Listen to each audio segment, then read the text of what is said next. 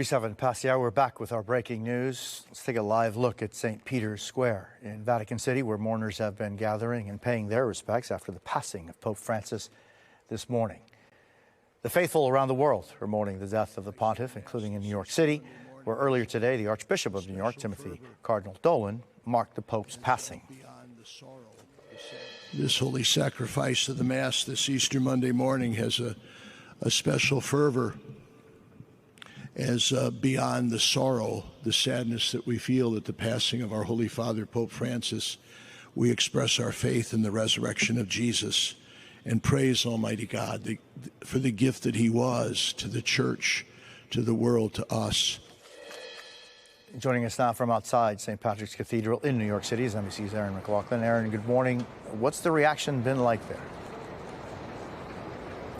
Well, Jose, I've been speaking with some of the faithful here outside St. Patrick's Cathedral, faithful from all around the world. Inside the cathedral, you see that there are Easter flowers on prominent display, but in the middle of those flowers, center stage on the altar, is a portrait of the late pontiff. The faithful gather, they tell me, they're stunned and shocked. Yes, they knew he was ill, but given his recent public appearances, his death nevertheless a surprise, and they reflect on his life and legacy. Take a listen.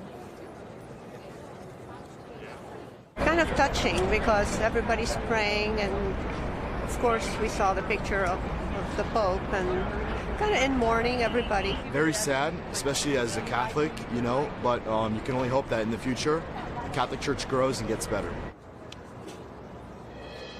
New Yorkers will remember back in 2015 when Pope Francis visited St. Patrick's Cathedral. Thousands lined the streets where I am now to pay their respects, to see the pontiff. And now today on the cathedral behind me, they have placed some funeral bunting, purple and black, the colors of mourning for the Catholic Church as they remember his life and legacy. We also understand that the mayor of New York has announced that flags will fly at half-staff today throughout New York City in his memory. Jose.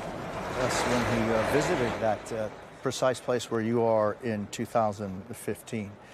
Erin McLaughlin, I thank you so much. And now, as the world mourns the passing of Pope Francis, there is the open question of who will succeed him to lead the more than 1 billion Catholics around the world. NBC's Keir Simmons has a look at the process to select the next pope. The customs of the Catholic Church are clear and carefully orchestrated.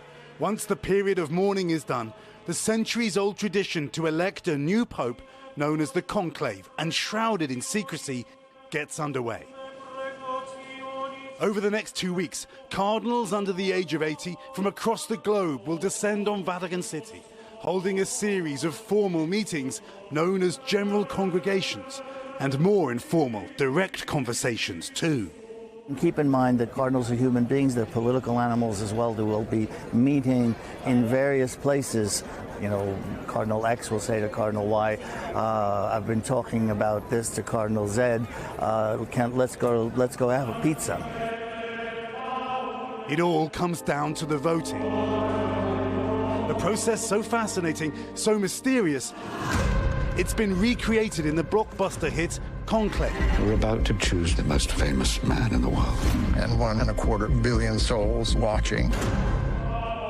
The word conclave comes from Latin, meaning locked, with a key. The cardinals are sealed inside the Sistine Chapel, as Michelangelo's frescoes bear witness. No phones, no electronics of any kind, not even any notes. After day one, there are 4 rounds of secret ballots every day, until one name receives a 2/3 majority. Back in 2013, Francis was elected after just 2 days.